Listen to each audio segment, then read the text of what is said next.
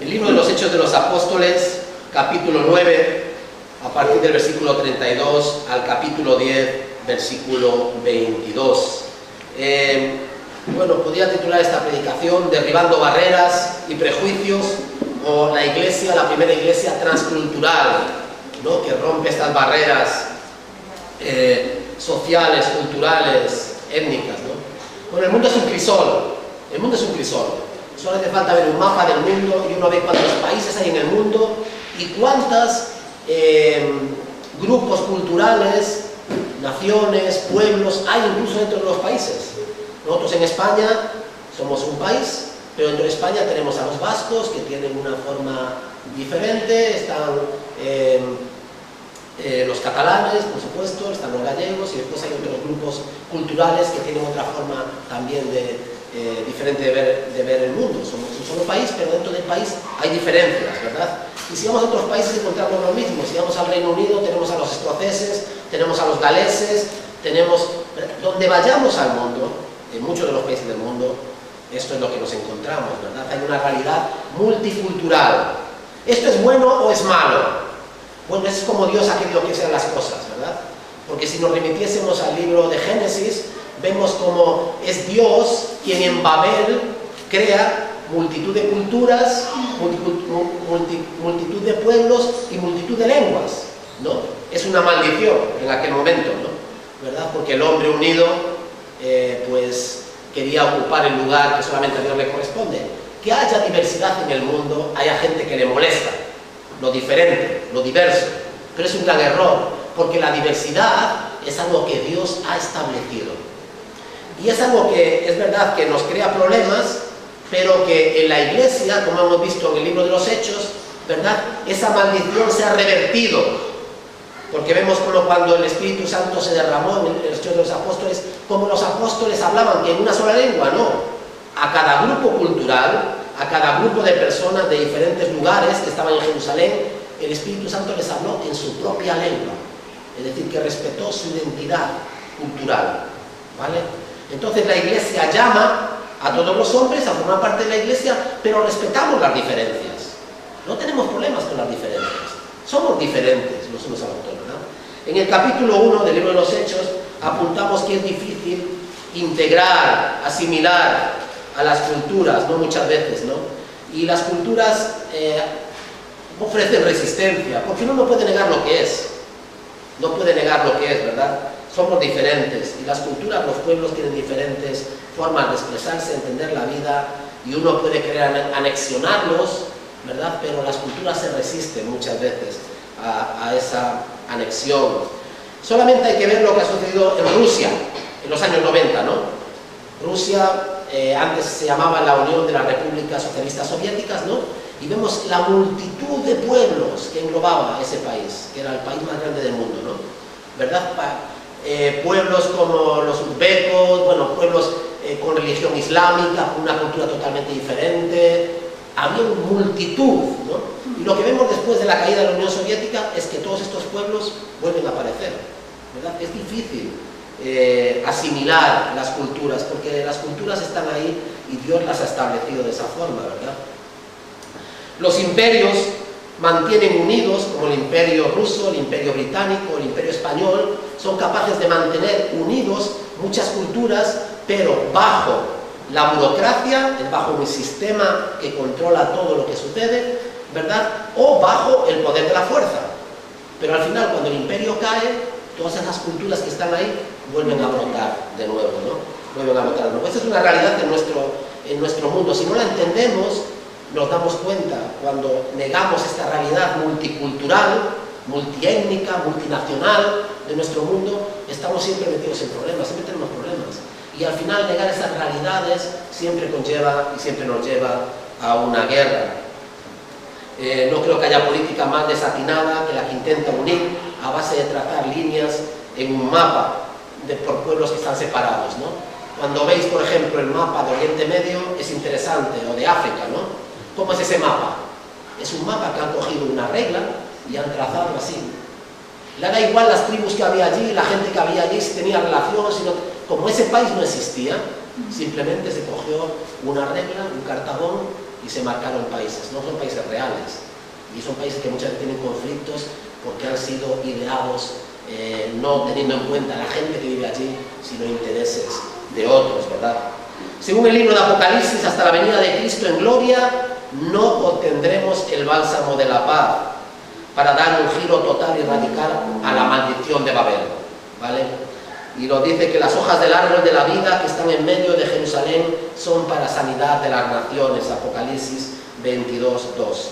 Entonces esta realidad de todos unidos, de toda lengua, de toda raza, de toda nación, será una realidad perfecta en el cielo, donde ya ciertamente no importará ni de la cultura de la que vengamos, ni de la lengua de la que hablábamos, ni del color de nuestra piel, ¿verdad? Ni nuestro estatus social. Allí todos seremos uno. Es la unidad perfecta, ¿no? Incluso en medio de las diferencias, porque fijaros lo que dice, que todavía unos vienen de una tribu, de un pueblo, de una nación, de una lengua, pero son un solo pueblo. Y la Iglesia tiene que ahora practicar esta nueva realidad.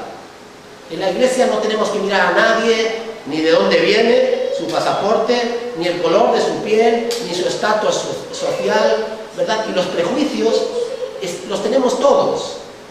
Si vives en un pueblo te preguntan, pero tú no eres de aquí, ¿no? ¿Y eso qué significa? Que tú no eres de aquí, ¿qué significa? ¿No? Puede significar simplemente que no eres de aquí, pero puede significar más cosas, ¿verdad? Los españoles, alguien que no... pero tú no eres de aquí. Pero ¿qué significa? ¿Qué significa eso? ¿No? Que muchas veces tenemos prejuicios con los que no son de aquí, con los que son de allá, con los que son así, con los que son asá. Hemos conocido esta semana un personaje también, un chico joven, ¿no? Y así de color, chico joven, negro. Y entonces nos dijo, soy colombiano. Y la primera pregunta, ¿pero tú eres colombiano? Porque los colombianos, ya sabéis la imagen que tenemos de los colombianos, ¿no? Además era un tío alto, ¿no? De color así tan fuerte, ¿no? Y el colombiano pues tenemos la imagen más chiquito, como nosotros más o menos, y la imagen que tenemos, ¿verdad? Entonces los prejuicios, todos tenemos prejuicios. Y nos conviene luchar contra nuestros prejuicios, si no, no somos útiles en la causa del Evangelio, ¿vale? Tenemos que ver a las personas como las veía Jesús, no por el color de su piel, no por de dónde venían. Y la Iglesia tiene que aprender ahora en el libro de los Hechos a pensar que el Evangelio no es solamente para los judíos, que la Iglesia no puede quedar solamente en Jerusalén, que tiene un reto y tiene que traspasar a Judea, Samaria y hasta lo último de la tierra. Pero para eso tienen que aprender a despojarse de los prejuicios. Y eso es lo que el Señor tiene. ¿Cuándo es una iglesia realmente útil para el Señor? Cuando ya no tiene prejuicios. No digo solamente nacionales o étnicos, hay muchos tipos de prejuicios. Entonces, cada uno tenemos que ver qué prejuicios tenemos, ¿no? Hasta que llegue la medicina celestial, ¿verdad? Esas hojas del árbol de la vida para la sanidad de las naciones, Apocalipsis 22:2. La prudencia nos dice que busquemos soluciones que preserven la identidad de los grupos, que no entremos en conflicto con otros que son diferentes que nosotros, sino que entendamos que esa es la realidad del mundo en el que vivimos y que hay otras personas diferentes, que no entremos en conflicto, que intentemos entender y seamos tolerantes, puesto que no hay ninguna forma de hacer a los demás como nosotros, ¿verdad? Cuando hablamos en España y dicen, no, los extranjeros que se integren, bueno, tenemos que pensar también qué significa la integración, ¿no? Porque no querramos que alguien que viene de África esté pasado mañana bailando flamenco. Si le gusta, sí, ¿verdad? Pero eso no es la integración. La integración es que respete las leyes, pero no podemos pedirle a una persona que viene de otra cultura que asimile nuestra cultura para ser como nosotros, porque viene de otra cultura. La cuestión es que sí, respete las leyes, que sea un hombre, una mujer, respetuoso, ¿verdad? Que no entre en conflicto con nuestra cultura, pero él no puede dejar de ser lo que es tampoco. Eso no es normal, no sería natural. ¿Vale? No obstante, aunque los prejuicios culturales no se puedan disolver muchas veces a través de la diplomacia, la intención del libro de los Hechos es mostrar que la Iglesia sí puede neutralizar el veneno de la división. La Iglesia sí puede, por el Espíritu Santo, neutralizar esos prejuicios. Y entonces uno puede estar en la Iglesia y en la Iglesia nadie te va a pedir tu ADN, tu pedigrí, etcétera, etcétera. La iglesia es el lugar donde esas barreras y esos prejuicios se derriban. ¿Qué vemos aquí? ¿Por qué hablo de esto? Porque Pedro, que es un judío, ¿verdad? Como el Señor también, porque vimos como Bernabé y vimos como Esteban, por ejemplo, ¿verdad? En ese caso de ellos eran medio judíos, digamos, ¿no? Pero como Pedro, un judío de verdad, tiene que salir de su tierra y experimentar eso mismo. Y ver que Dios está obrando con todas las naciones de la tierra y con pueblos que no son judíos, ¿verdad? Y es curioso porque si hoy nos pusiésemos a pensar, ¿dónde crece más la iglesia? En países del tercer mundo. En países, no entre nosotros, no entre la orgullosa Europa, no entre la Europa del norte o la del sur, al contrario, en otros países el evangelio corre y crece, ¿verdad? Y entre aquellos que nosotros decimos, bueno, ahí vienen, ¿no? Pues entre esos el evangelio crece y corre, ¿verdad? En verdad comprendo que Dios no hace acepción de personas, tiene que decir el apóstol Pablo, y que en toda nación se agrada del que le teme y hace justicia.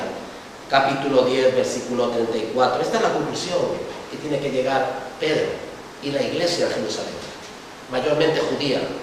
Ahora me doy cuenta de que Dios no hace acepción de personas, que da igual el color de la piel, da igual la nación, la tribu, el grupo étnico del cual uno venga. Si Dios la ha llamado, porque Dios no hace excepción, ¿quién soy yo para hacerlo?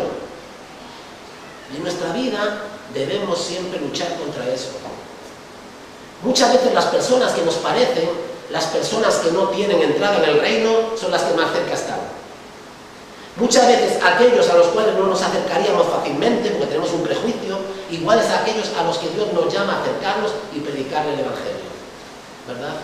Porque al orgulloso, a ese Dios desprecia, en cambio al humilde, al de contrito humillado, a ese siempre Dios da la bienvenida, ¿verdad? Pedro era un judío palestino y en toda la historia del mundo no había habido nunca un grupo más xenófobo. Tengo sentimientos muy entrañables hacia Israel, ¿no? ¿Vale?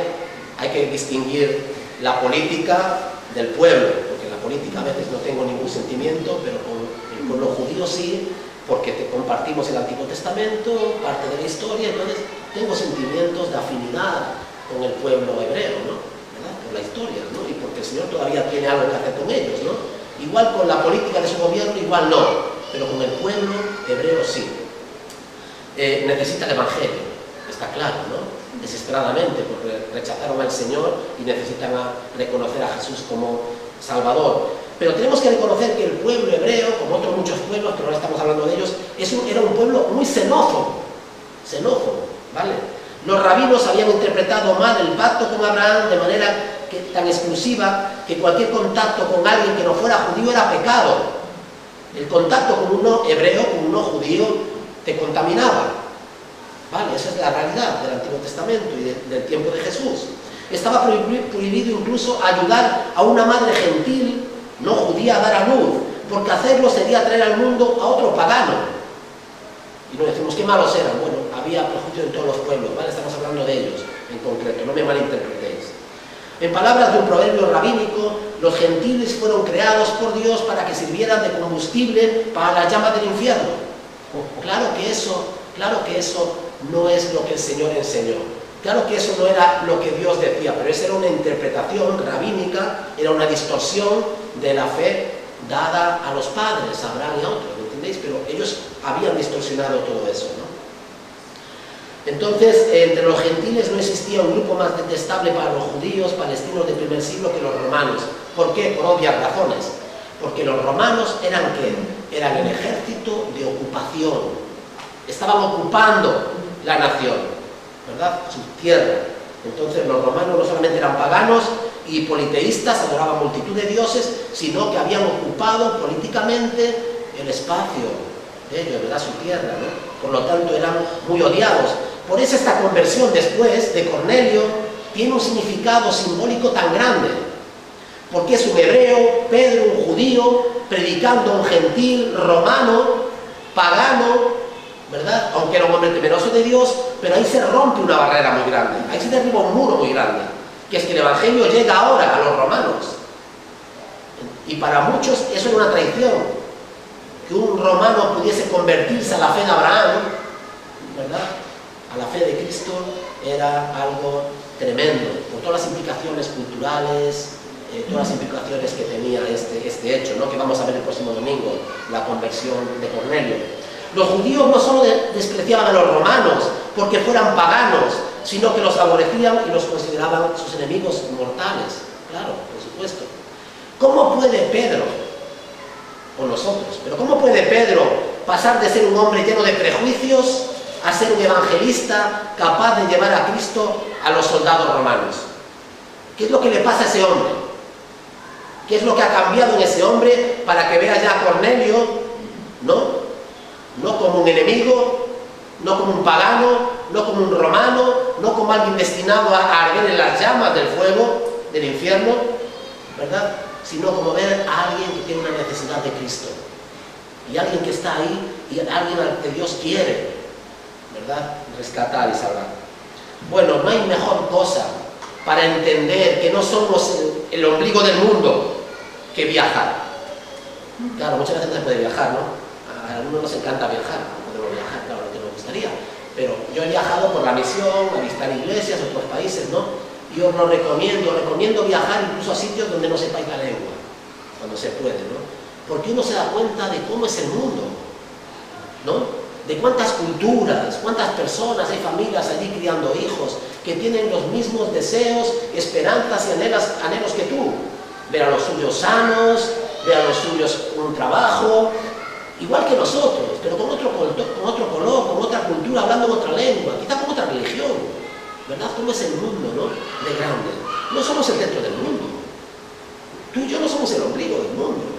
Nuestra cultura es una cultura entre otras, ni mejor ni peor. Y esto es lo que nos conviene a nosotros, ¿verdad? Los cristianos tenemos que ver el mundo así. Un mundo de color, con colores. No queremos un mundo blanco y negro. No queremos un mundo solamente negro o gris. El mundo es de color. Hay colores, hay matices. Y esas cosas enriquecen. Y en la iglesia mucho más. ¿Vale? ¿Qué tiene que aprender Pedro? Pedro tiene que salir después del éxito que había tenido Esteban. Después del éxito que había tenido Esteban entre los samaritanos, Pedro ahora tiene que salir. Y Pedro visita dos ciudades, dos lugares aquí, Lidia y Jope, lo hemos visto, ¿no?, donde hay un par de milagros, el paralítico que es sanado y Dorcas que había fallecido y es resucitada. Dos milagros increíbles, ¿no? Y dos milagros que nos recuerdan mucho a los milagros del Evangelio. ¿Quién hacía este tipo de milagros? ¿Quién levantaba a los paralíticos y daba vida incluso a los muertos? Jesús de Nazaret. ¿En nombre de quién hace estos milagros Pedro? ¿En su propio nombre? ¿Se está promocionando a sí mismo el gran apóstol? No. Pedro predica, anuncia el nombre de Jesús. Es Jesús quien hace los milagros. Es la fe en Jesús la que hace que ese paralítico pueda volver a andar. Es la fe en Jesús que hace que Dorcas vuelva a la vida. Y claro, esos milagros, como hemos dicho anteriormente, son señales. Nunca encontramos en los evangelios ni en el libro de los Hechos milagros que se hacen simplemente por impresionar. Por decir, aquí está Pedro, voy a hacer un milagro por aquí, voy a hacer un milagro por allá. No, son señales. ¿Qué es una señal? Una señal nos advierte de algo o apunta hacia algo, ¿verdad? Ahora que te has sacado el carnet de conducir, qué importantes son las señales, ¿verdad? Porque las señales tienen un significado, ¿no? Uno ve esa señal así redondita y tal, y allí hay un guión rojo, ya sabemos qué pasa, ¿no? Esa señal apunta a algo, nos explica algo, ¿no? Tiene un significado. Y esos milagros no son milagros simplemente por dar la sanidad a dos personas, que claro que sí, reciben la sanidad, pero hay un significado, hay una señal mucho mayor. Es decir, en el nombre de Jesús, y Jesús mismo, su nombre y su persona, está viva, tiene poder, y el mismo poder que cuando él vivía y caminaba en Palestina. Es decir, que en el nombre de Jesús, por medio de Jesús, sigue habiendo milagros y las personas tienen la opción de creer, de confesar sus pecados, de recibir vida eterna, ¿no? no solamente la sanidad, sino la vida que Dios quiere darle, ¿verdad? Y perdón de los pecados. Lucas menciona estos dos lugares en particular que forman parte del itinerario de Pedro, Lida y Jope.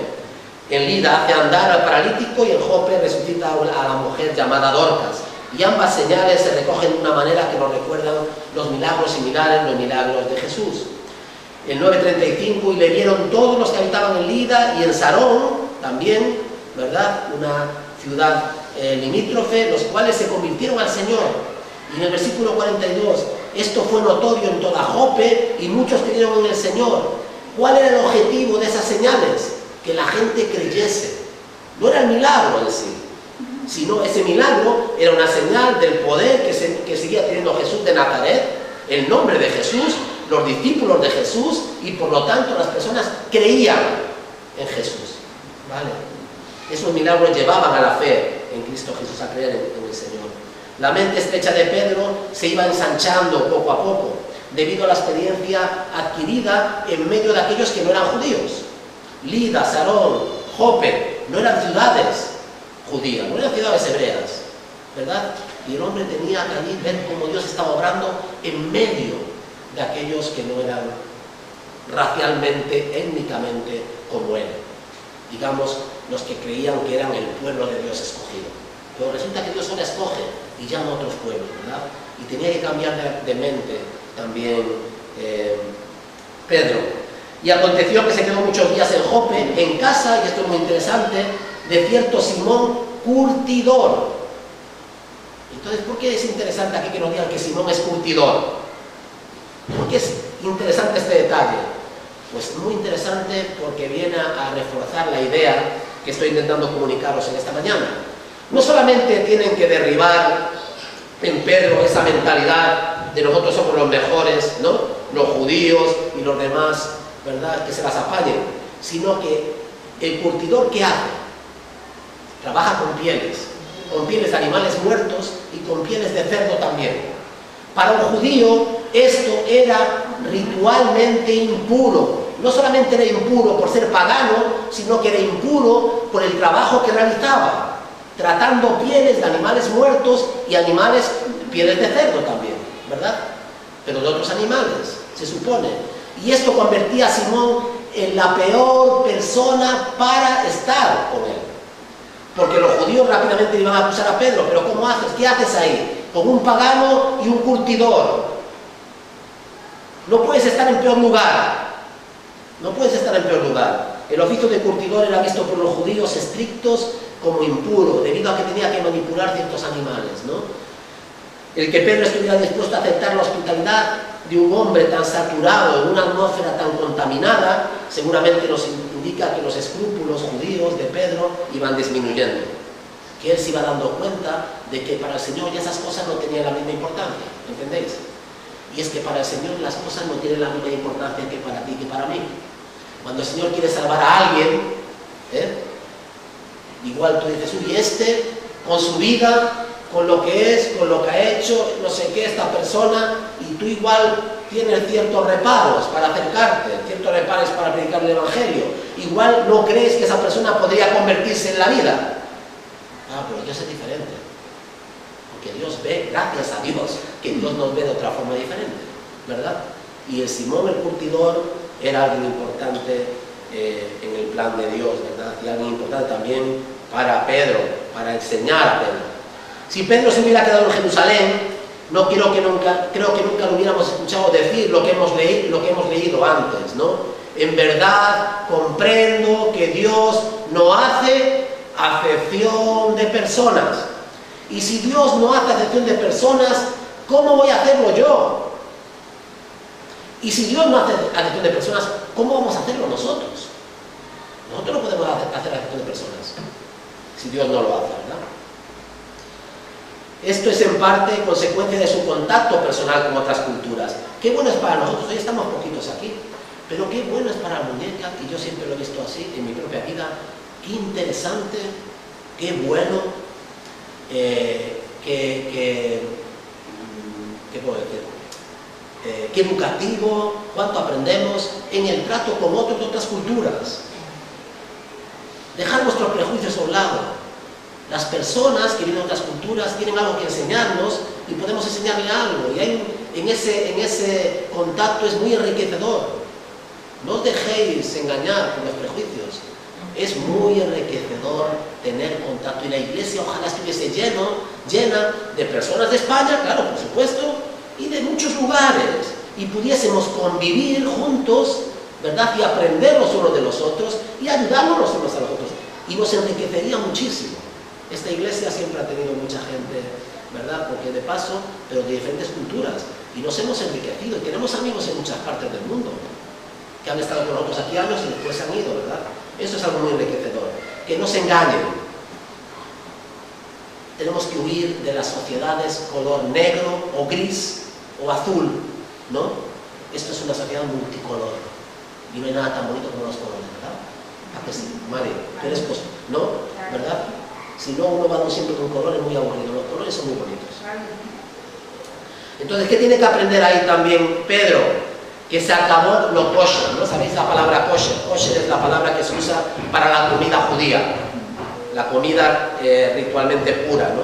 Cuando un judío va en un avión, eso lo hicimos otra vez, pero no voy a contar la anécdota, que no viene mucho a cuento, pero cuando un judío va en un avión, pues dice yo soy judío, y entonces le ponen comida diferente, ¿no? Como los musulmanes, kosher, ¿no? Ritualmente pura, ¿no? Matan a los animales de cierta forma, y hay ciertos animales que no comen, como el cerdo, etc. ¿Vale? Entonces, ¿qué es lo que la experiencia de Pedro en Jope, en casa de Simón el curtidor, en esa terraza echando la siesta con esa visión, qué tiene que descubrir Pedro? Que todo lo que ya él está en su corazón interiorizando, diciendo, fíjate, Dios no hace acepción de personas, fíjate, los paganos también se convierten, Dios también tiene misericordia con ellos. La iglesia no está solamente en Jerusalén, sino ahora está en Samaria y está en otros lugares. Eso que está interiorizando, que Dios está haciendo una obra ahora expansiva, ¿verdad? También tiene que entenderlo en cuanto a todo, a la comida ritual, etc. Eso es una barrera que se cae, ¿verdad? Que se cae. Al día siguiente, Hechos capítulo 10, versículos del 9 al 13, al día siguiente, mientras ellas iban por el camino, se acercaban a la ciudad, Pedro subió a la azotea para orar cerca de la hora sexta, y tuvo hambre y quiso comer. Pero mientras le preparaban algo, le sobrevino un éxtasis y vio el cielo abierto, y que descendía algo semejante a un gran lienzo que atado de las cuatro puntas era bajado a la tierra, en la cual había de todos los cuadrúpedos terrestres, reptiles y aves del cielo. Y vio una voz y le dijo, levántate Pedro, mata y come.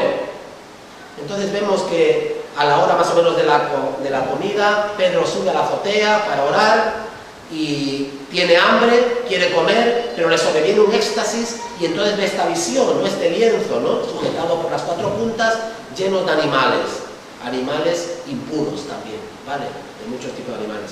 Y esa voz que viene y dice, levántate Pedro, mata y come. Pedro se quedó perplejo dentro de sí sobre lo que significaría la visión, ¿no? Lo vemos en el versículo 17, ¿no? Sigue pensando, ¿no? ¿Qué significará aquella visión, verdad? Porque aquello no tenía que ver nada con el prejuicio racial. Esto no tiene que ver con personas, ¿no? ¿Verdad? Eso tiene que ver con comida, tiene que ver con la comida, con el asunto tan complicado de las leyes alimenticias de los judíos, que Jesús mismo ya anteriormente había cuestionado. Porque ¿qué es lo que dice Jesús a los fariseos? Que lo que contamina es ¿qué? ¿Qué dijo Jesús sobre lo que contamina? Jesús dijo en alguna ocasión, lo que contamina no es lo que sale de la boca, no es lo que entra, sino lo que sale. Y ahí Jesús ya apuntó algo de esto, ¿no? Diciendo, sí, vale, somos muy escrupulosos con lo que nos comemos. No comemos esto, no comemos lo otro, pero el problema no es con lo que comemos. El problema es con lo que hay en el corazón, porque de ahí sale, ¿verdad? Jesús ya apuntó en esa dirección, aunque como judío guardaba las leyes alimenticias también, pero en este momento es un momento de derribar todos los obstáculos que impidan que el Evangelio pueda llegar a otras personas, con otra cultura diferente, ¿verdad? Creo que hay un error también en la historia, no quiero extenderme mucho en mis aplicaciones tampoco, pero ha habido un error muy grande en la historia en cuanto a las misiones, ¿no? los británicos o quien fuese enviaban misioneros a algún lado, ¿no? E intentaban abrir allí una iglesia exactamente como la iglesia inglesa, británica, victoriana del siglo XIX. Y entonces uno llegaba a África y veía a todos allí nuestros hermanos africanos, todos así firmes, cantando un himno de estos, británico, ¿no? Y dice, hombre, que esto no pega, que esto es África. No es normal que los africanos pues estén allí bailando y tengan un tambor, su cultura. ¿Qué tendrá que ver la cultura con el Evangelio? Y esto nos ha costado muchísimos siglos a la Iglesia entender que no podemos imponer nuestra cultura a otros. Tenemos que respetar la cultura y predicar el Evangelio. Y cada cultura se expresa de una forma diferente, ¿verdad? O todavía hoy nos cuesta esto, ¿eh? Todavía no hemos aprobado este examen. Como Jesús dijo, todo lo de afuera que entra en el hombre no le puede contaminar, sino que lo que sale del corazón, eso es lo que contamina al hombre. Si Pedro hubiera pensado en cumplir todas las reglas del judaísmo, nunca se hubiera sentado a la mesa de Simón el curtidor. Y aquí vemos cómo Dios obra en el corazón de Pedro, y cómo Dios obra en nuestro corazón, y nos va haciendo entender realmente lo importante, lo esencial que es el Evangelio, y esto es muy importante, qué es el Evangelio y qué es lo que hay alrededor del Evangelio, ¿vale? ¿Qué es el corazón del Evangelio y qué es lo que hay alrededor del Evangelio? Lo que hay alrededor del Evangelio puede cambiar en las culturas, se adapta, la alabanza en las iglesias, a uno nos gusta así, a otro nos gusta así, cómo nos organizamos, cómo es el culto, unos el culto es así, otros...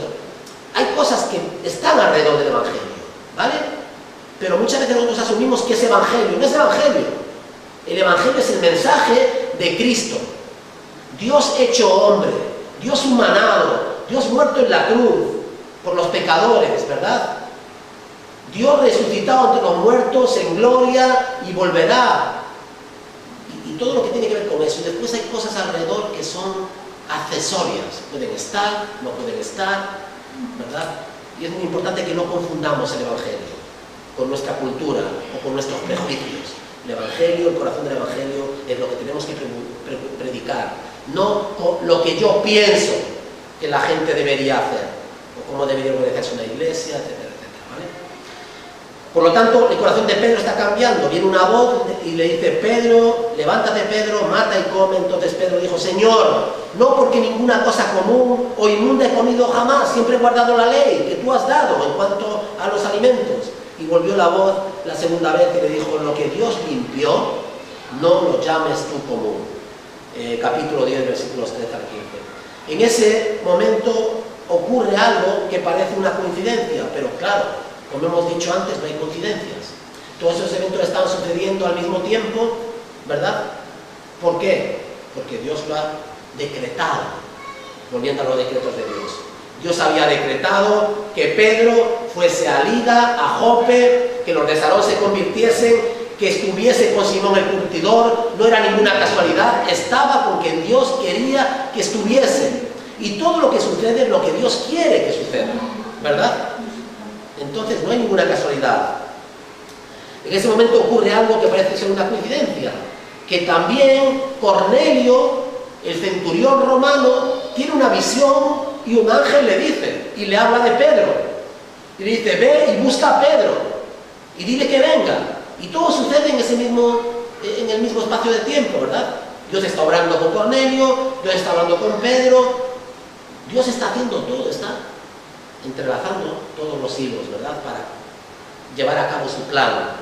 Y entonces dice aquí, mira, he aquí los hombres que habían sido enviados por Cornelio, es decir, cuando está teniendo esa visión, Pedro, resulta que llaman a la puerta, Pedro llaman a la puerta, ¿y quiénes están a la puerta?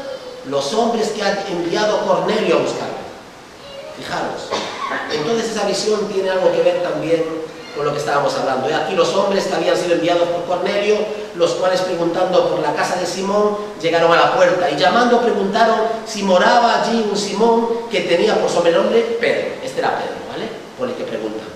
Capítulo 10, versículos 17 y 18. Y si tenía alguna duda Pedro de la autoría divina de tal encuentro, esta fue disipada por la inconfundible persuasión del Espíritu Santo en su corazón, porque el Espíritu Santo les dice que efectivamente ve con estos hombres, ve con ellos, ¿verdad?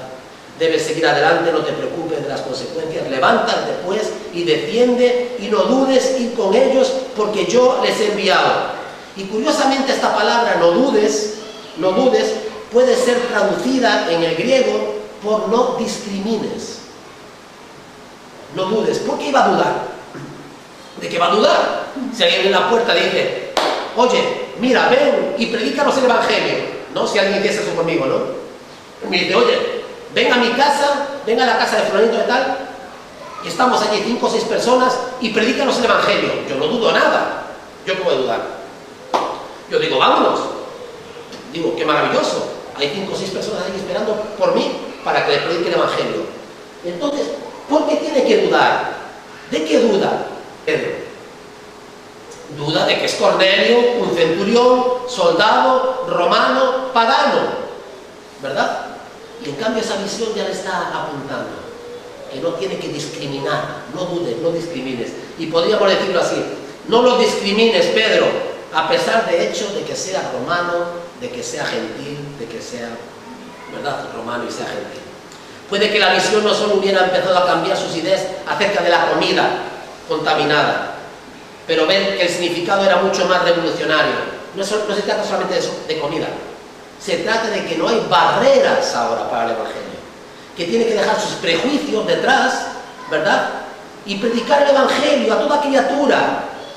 Da igual que sea un romano, da igual que sea un gentil, da igual el color de su piel, da igual la nacionalidad, da igual su estatus social. El Evangelio es para todo hombre y para toda mujer. Dios no hace acepción de personas. Es un gran... Para ellos, igual para nosotros, dicen, bueno, claro, es normal. Sí, pero poneros en el lugar de Pedro. Poneros en el lugar de la iglesia, de esta iglesia, ¿verdad? Que representaba un grupo cultural, un grupo étnico, un grupo racial, ¿vale? Por lo tanto, Dios mismo está derribando las barreras y los prejuicios culturales y sociales, erradicando el orgullo étnico de Pedro y su religión que se había descarriado, porque la religión judía se había descarriado, ¿verdad? Y habían añadido leyes y mandamientos de hombres, y habían atado pesos y cargas que ni siquiera ellos eran capaces de llevar, aquellos que las habían atado a las espaldas de otros, ¿verdad? Y Jesús viene a romper, a derribar toda esa religión, ¿verdad?, para traer la religión del Espíritu. A pesar de su ortodoxia bíblica, porque les había llevado a creer que Dios mismo tenía prejuicios, porque ¿cuál es el problema aquí?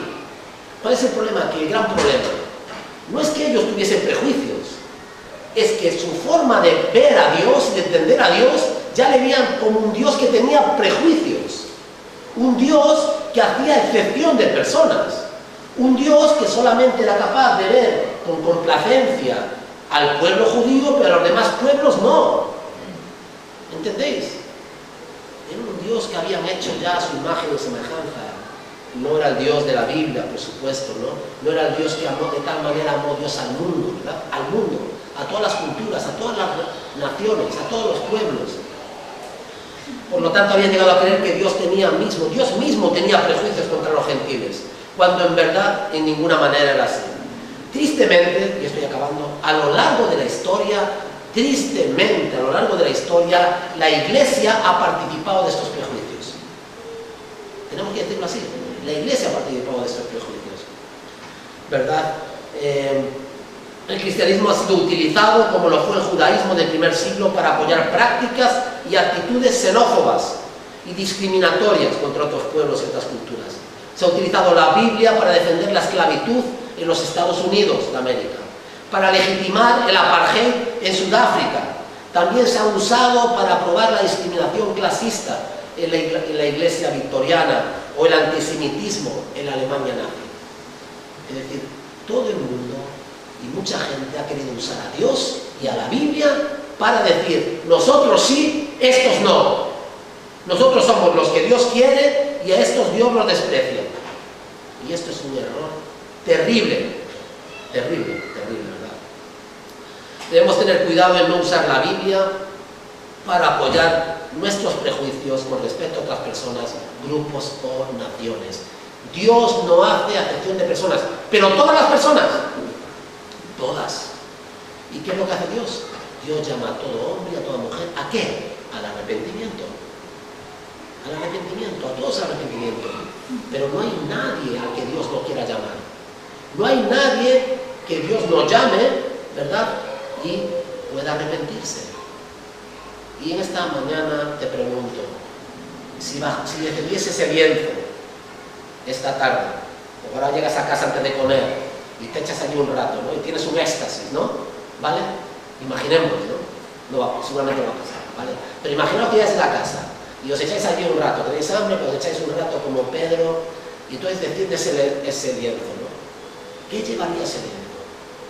Porque allí estarían reflejados tus prejuicios, las personas con las que no hablas, a las personas a las que nunca te acercarías. ¿Qué tendría ese lienzo, el tuyo? Porque ahí es donde también Dios quiere trabajar con nosotros. Debemos evitar los prejuicios. No nos ayudan como cristianos, no son parte del Evangelio. El Evangelio es un Evangelio para toda persona, ¿verdad? Independiente de cuál sea su condición. Y es un Evangelio que llama al arrepentimiento, ¿verdad? A todos. Debemos recordar que Dios ve este mundo con todo su glorioso colorido. Los colores son maravillosos. Los colores de la piel son maravillosos. Las lenguas del mundo son maravillosas. No las entendemos muchas, ¿no? Pero esa es la forma en la que la gente expresa el cariño, el amor, ¿verdad? La tristeza, la poesía, ¿verdad? Ese es el mundo que Dios nos habla. Es un mundo maravilloso, es un mundo multicolor, ¿verdad? Hay razas, hay tribus, hay grupos, y todos ellos han sido creados a la imagen de Dios. Y todos ellos necesitan el glorioso Evangelio del Señor Jesucristo. Y la Iglesia, ¿verdad?, tiene que predicar el Evangelio a todas las culturas, a todas las naciones de la tierra, sin excepción. Dios se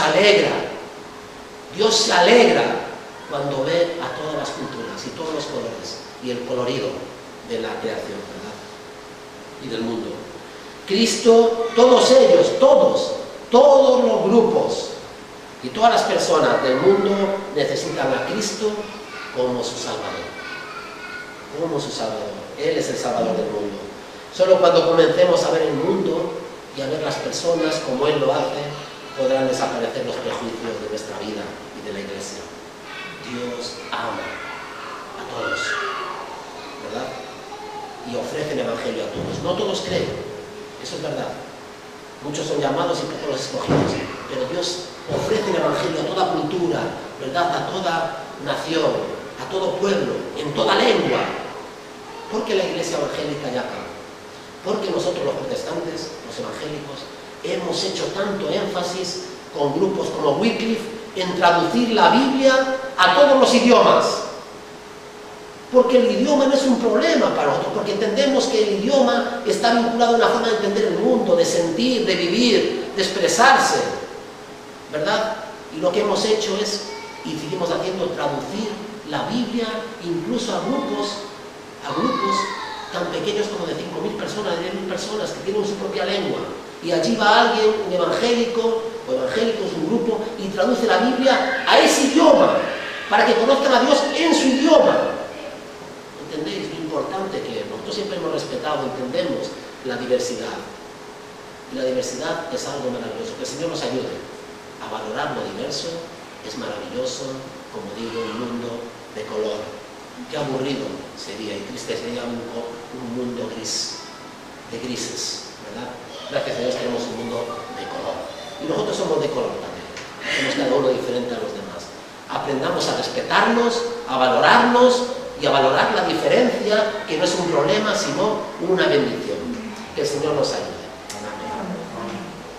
Que el amor de Dios el Padre, que la gracia del Señor Jesucristo y que todo el poder y el consuelo de su Santo Espíritu sea con todos nosotros. Amén.